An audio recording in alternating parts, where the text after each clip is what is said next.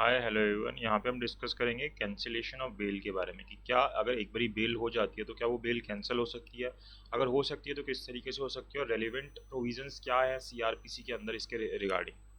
तो हम दिल्ली जुडिशरी के मेंस के एग्जाम क्वेश्चन पेपर को सॉल्व कर रहे थे 2019 के क्रिमिनल लॉ के, तो वही हम आगे कंटिन्यू कर रहे हैं। तो कैंसिलेशन ऑफ बेल के बारे में बात करता है। तो बेल आपको पता है कि किस तरीके से मिलती है, वो सारे हमने प्रोविजंस पढ़ रखे हैं।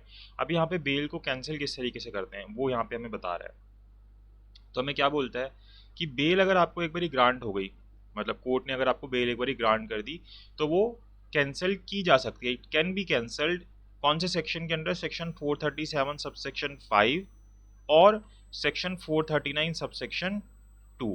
इन दोनों सेक्शंस के अंदर इनको कैंसिल किया जा सकता है। जो सबसेक्शन 5 है सीआरपीसी का 437 सेक्शन का, वो क्या बोलता है?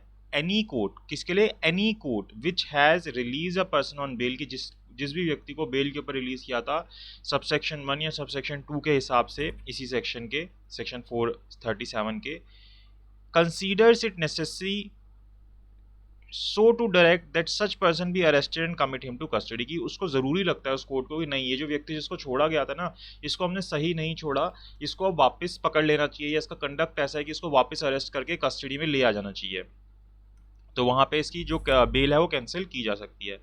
इसी तरीके से जो सेक्शन 439 सबसेक्शन 2 है of the CrPC confers jurisdiction on high court और कोर्ट ऑफ सेशन। हमें पता है सेक्शन 439 के अंदर हम हाई कोर्ट या कोर्ट ऑफ सेशन से जाके बेल लेते हैं जब हमारी नॉर्मल बेल रिजेक्ट हो जाती है। To direct that any person who has been release on bail under chapter 33 be arrested and committed to custody. तो जो सेक्शन 439 सबसेक्शन 2 है ये भी सेम पावर देता है। जैसे यहाँ पे नॉर्मल जब किसी कोर्ट ने बेल दिया तो उसको कैंसिलेशन की पावर दे रहा है, 439 सबसेक्शन 2 हाई कोर्ट को और कोर्ट ऑफ सेशन को ये पावर दे रहा है कि वो जो बेल उसने इशू की थी उसको कैंसिल कर सकता है, कि कोई भी बेल जो दी गई है उसको कैंसिल करी जा सकती है।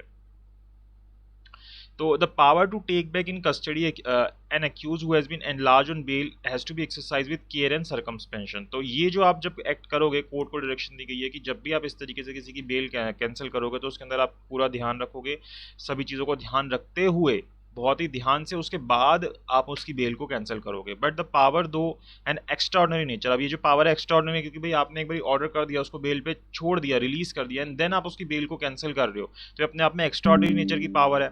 Is meant to be exercise in appropriate cases. तो यहाँ पे बताया गया कि इसको आपको सिर्फ एप्रोप्रिएट केसेस में यूज करना है।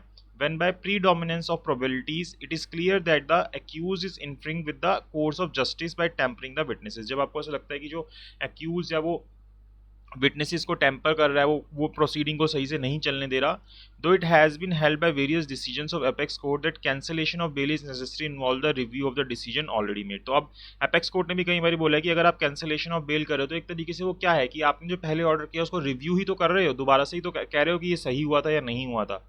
It should always be exercise very sparingly by the court of law. तो इसको बहुत ही ध्यान से स्पेयरिंगली आपको डील करना पड़ता है जब आप कैंसिलेशन ऑफ बेल की बात कर रहे होते हो।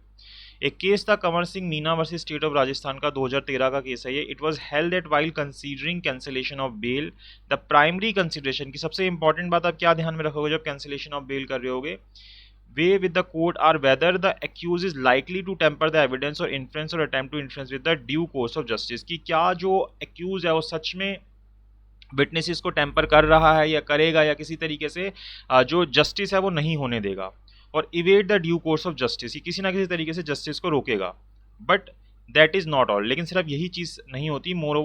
मोरओवर बेल में भी cancelled even in case where the order granting bail suffer from serious infirmity resulting in miscarriage of justice.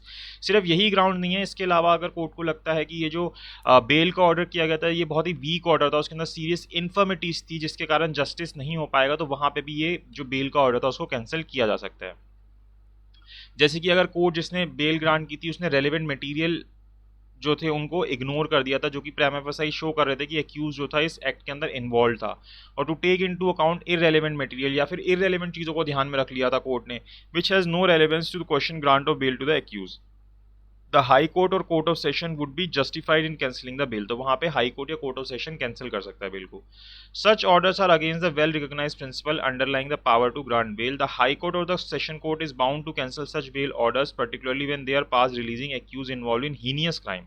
तो यहाँ पे जो हाई कोर्ट है या कोर्ट ऑफ सेशन है वो इन बेल ऑर्डर्स को कैंसिल कर सकता है जब उसको ये मिलता है कि जो एक्यूज है वो हीनियस क्राइम्स के अंदर इन्वॉल्व है, बिकॉज ये ultimately result in weakening the prosecution case. क्योंकि वहाँ पे अगर आप बहुत हीनियस क्राइम के अंदर बेल पे अगर छोड़ दोगे एक्यूज को, तो वो जो प्रोसिक्यूशन केस है उसको वीक कर देगा, वो विटनेसेस को डिस्टर्ब करेगा, वो कंप्लेनेंट को जाके परेशान करेगा, वो एविडेंसेस को मिटाएगा। तो इसलिए वहाँ पे जो ये काम है वो कोर्ट ऑफ सेशन और हाई कोर्ट के पास दे दिया कि वो उस बेल को कैंसिल कर सकते हैं।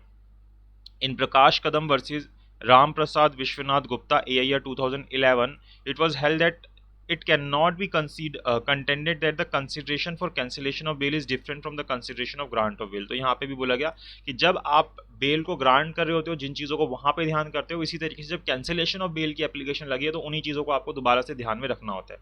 This is not an absolute rule, और ये अपने आप में कोई एब्सोल्यूट रूल नहीं है, and it will depend on the facts and circumstances of the case. तो अब आपका क्या सिचुएशन है, क्या फैक्ट्स हैं, क्या सर्कमस्टांसेस है, उसके हिसाब से आप कंसीडर करोगे।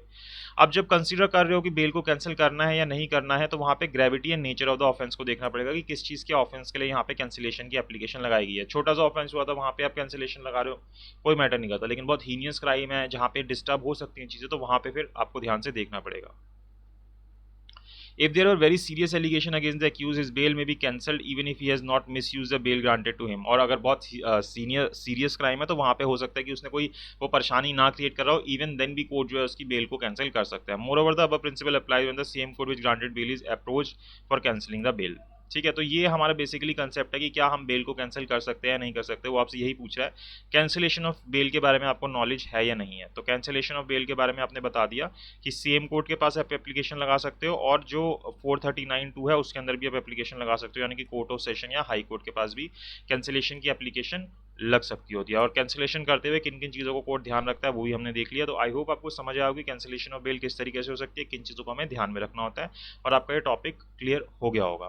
तो अगर आपको वीडियो अच्छी लगी हो तो प्लीज़ लाइक कीजिएगा, शेयर कीजिएगा, एंड चैनल को सब्सक्राइब कीजिएगा। और अगर आप क्लासेस लेना चाहते हैं तो आपकी स्क्रीन के ऊपर आपको नंबर शो हो रहा है 7531000390, इसके ऊपर आप मुझे व्हाट्सएप कर सकते हैं और अपनी क्लासेस स्टार्ट कर सकते हैं। Thank you so much for watching this video.